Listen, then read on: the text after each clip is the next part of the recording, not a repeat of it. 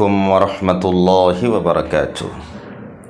ان الحمد للہ وبہ نستعین، اعوذ باللہ من الشیطان الرجیم، بسم اللہ الرحمن الرحیم، اقم الصلاۃ لذکری۔ محترم ناظرین،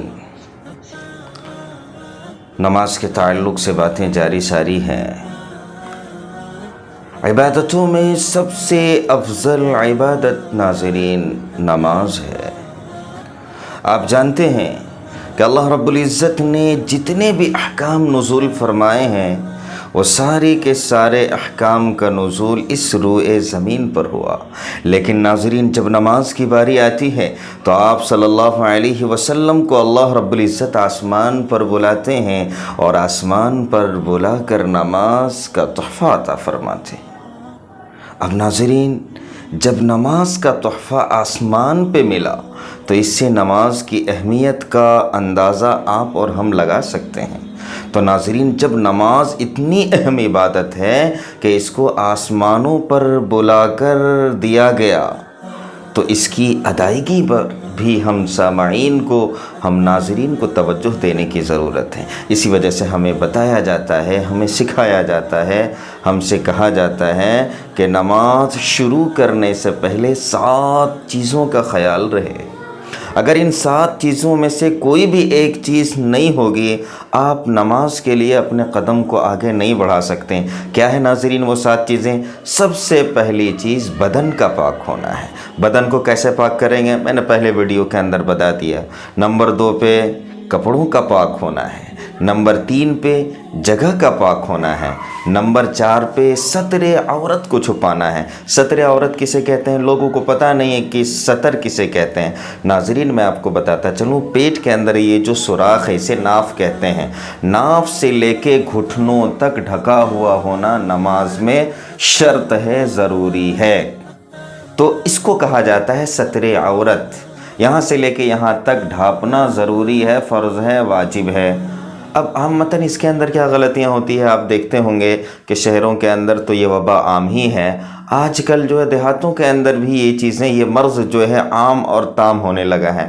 کیا کہ لوگ ہاف پینٹ پہنتے ہیں اور گھٹنوں سے اوپر اس پینٹ کو پہنتے ہیں اور پورے شہر میں، پورے دیہی حلقوں میں اسی طریقے سے چکر لگاتے ہیں۔ میں ایسے سامعین کو، ایسے اپنے دینی بھائیوں سے گزارش کرنا چاہتا ہوں کہ آپ ستر کی نمائش نہ کریں۔ آپ خود بھی گنہگار ہوں گے اور دیکھنے والا بھی گنہگار ہوگا اور اس کے گناہ کا بھی بھگتان آپ ہی کو کرنا ہوگا۔ تو ناظرین چوتھی چیز کیا ہے؟ ستر کا چھپانا۔ نمبر 5 پہ کیا ہے؟ وقت کا ہونا۔ نمبر 6 پہ کیا ہے؟ قبلہ رخ کا ہونا، یعنی پچھم کی طرف آپ کو اپنے چہرے کو، اپنے سینے کو کر کے نماز ادا کرنا ہے۔ نمبر 7 پہ نیت کرنی ہے۔ تو یہ شرائط اگر پائی جا رہی ہوں، اگر ان چیزوں کے لیے ہم تیار ہیں، اب ہم نماز کے اندر اپنا اگلا قدم آگے بڑھائیں گے۔ وہاں پر ہمیں 6 چیزوں کی ضرورت پڑتی ہے جنہیں ہم فرائض نماز کہتے ہیں۔ کیا ہے وہ؟ نمبر 1 تکبیر تحریمہ، یعنی اللہ اکبر کہنا۔ یہ اللہ اکبر کہنا امام مقتدی تمام کے لیے فرض ہے۔ اگر آپ اللہ اکبر نہیں کہتے ہیں آپ کا داخلہ نماز میں نہیں ہوگا۔ نمبر 2 پہ ناظرین قیام کرنا ہے۔ قیام کہتے ہیں کھڑے ہو کر نماز ادا کرنا ہے۔ اگر آپ استطاعت رکھتے ہوں، اگر آپ کھڑے ہونے کی طاقت رکھتے ہوں تو بلا عذر آپ کے لیے بیٹھ کر نماز پڑھنا، یا کرسی پر بیٹھ کر نماز پڑھنا آپ کی نماز نہیں ہوگی۔ اگر آپ میں ہمت ہے، طاقت ہے کھڑے ہو کر نماز ادا کرنا تو آپ کے لیے قیام کرنا فرض ہوگا۔ نمبر 3 پہ ناظرین قراءت کرنا۔ قراءت کسے کہتے ہیں؟ قرآن مجید کی تلاوت کرنا۔ کتنی تلاوت کرنا؟ 3 چھوٹی آیت یا 1 بڑی آیت کا تلاوت کرنا ضروری ہے۔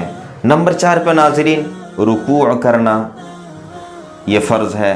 نمبر 5 پہ دونوں سجدے کرنا۔ نمبر 6 پہ قاعدہ اخیرہ میں۔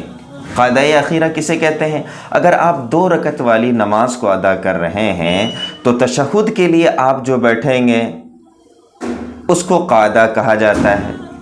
قاعدہ اخیرہ کہا جائے گا۔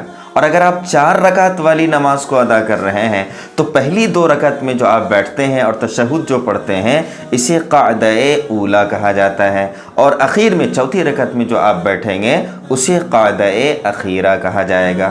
قاعدہ کے معنی آتا ہے بیٹھنا، تو قاعدہ اخیرہ میں تشہد کی مقدار بیٹھنا فرض ہے۔ کوئی آدمی چوتھی رکعت میں ہے اور چوتھی رکعت کو پوری کرتا ہے، سجدہ کرتا ہے اور ترنت سلام پھیر دیتا ہے دونوں جانب، تشہد کی مقدار وہ نہیں بیٹھتا ہے، تو ایسے شخص کی نماز نہیں ہوگی۔ ناظرین، اللہ رب العزت آپ کو، مجھے بھی اور پوری امت مسلمہ کو ان تمام شرائط اور فرائض کا خیال رکھتے ہوئے نماز کو ادا کرنے والا بنائے، آمین۔